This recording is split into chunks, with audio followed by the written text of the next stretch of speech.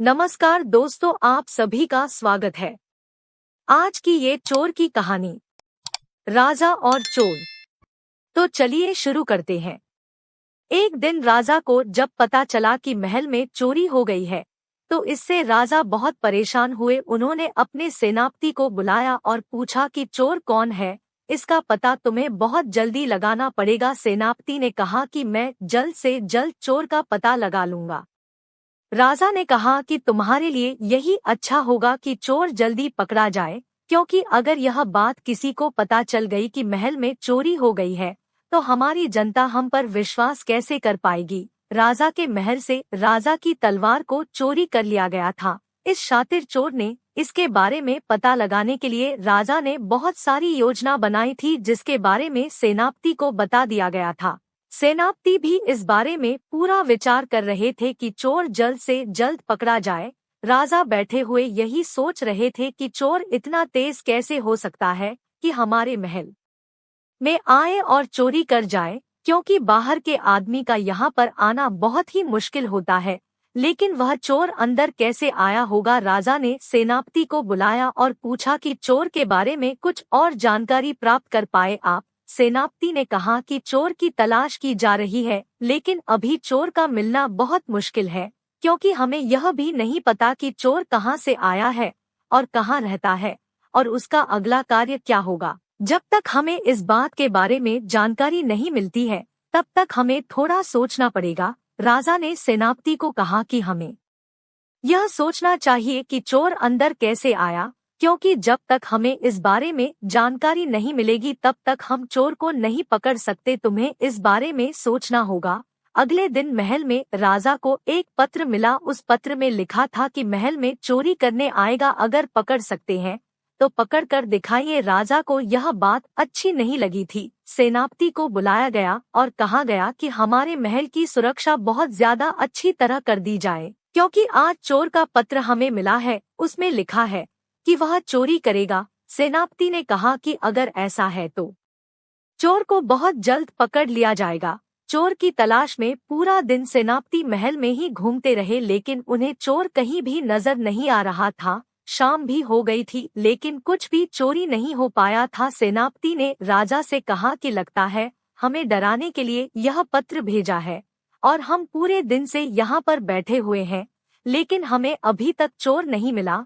जब सुबह हुई तो राजा को यही लगा कि शायद पत्र हमें डराने के लिए भेजा है, लेकिन जैसे ही राजा तैयार होने लगे तो उन्होंने देखा कि उनका ताज उन्हें नहीं मिल रहा है। तभी उन्हें दूसरा पत्र मिला। चोर ने कहा कि आपका ताज मेरे पास है।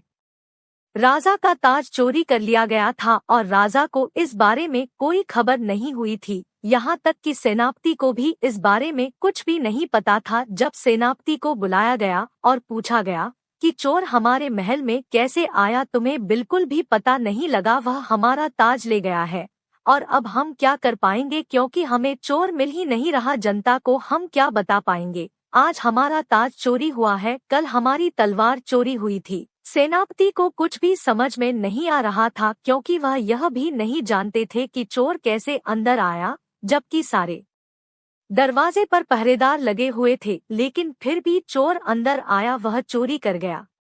राजा इस बात को महल से बाहर नहीं जाने देना चाहते थे, क्योंकि जनता को इस बारे में खबर हो जाती है और जनता इस बारे में जानकर राजा पर हंसने लगती कि वह हमारी सुरक्षा क्या करेंगे, जब उनकी ही सुरक्षा सही तरीके से नहीं की जा रही है। राजा को चोर से संपर्क करने के लिए भी कोई साधन नहीं मिल रहा था, लेकिन राजा यह सोच रहे थे कि हमें चोर से मिलना ही पड़ेगा। तभी ऐलान करवाया गया कि कोई भी चोर जो कि किसी को परेशान कर रहा है, वह दरबार में हाजिर हो जाए, उसे पकड़ा नहीं जाएगा बल्कि इनाम दिया जाएगा। इस तरह का ऐलान जब किया गया तो चोर अगले दिन दरबार में हाजिर हुआ, लेकिन वहां बहुत से लोग थे, इसलिए चोर को पहचानना बड़ा मुश्किल था। राजा ने कहा कि चोर कौन है, अगर वह दरबार में आया है तो सामने आकर खड़े हो जाए। चोर भीड़ में से निकलकर सामने खड़ा हो गया और कहने लगा कि मैं ही चोर हूँ, जिसने आपके सामान की चोरी की है। राजा ने कहा कि मैं तुम्हें इतना सारा धन दूंगा कि उसके बाद तुम्हें चोरी करने की कोई आवश्यकता नहीं होगी और तुम्हें मेरा सामान भी लौटाना होगा।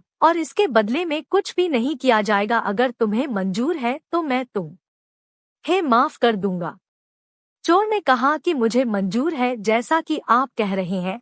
तब राजा ने पूछा कि तुमने चोरी कैसे की है, हमें बताना होगा। तभी चोर ने कहा कि जब भी आपकी सामान लाने की गाड़ियां आती थी, उसमें मैं बैठकर आ जाया करता था और सेवक का रूप बनाकर महल में घूमा करता था, चोरी कर लिया करता था। जब राजा को यह बात पता चली तो वह सपने में भी सोच नहीं सकते थे कि उनकी सामान की गाड़ियों में कोई चोर अंदर आ सकता है। चोर को माफ कर दिया गया, उसे बहुत सारा धन दे दिया गया और इस तरह चोर धन को लेकर चला गया। फिर उसने कभी भी चोरी नहीं की। राजा और चोर की कहानी। अगर आपको यह कहानी पसंद आई है तो आप इसे शेयर जरूर करें और कमेंट करके हमें भी बताएं। धन्यवाद।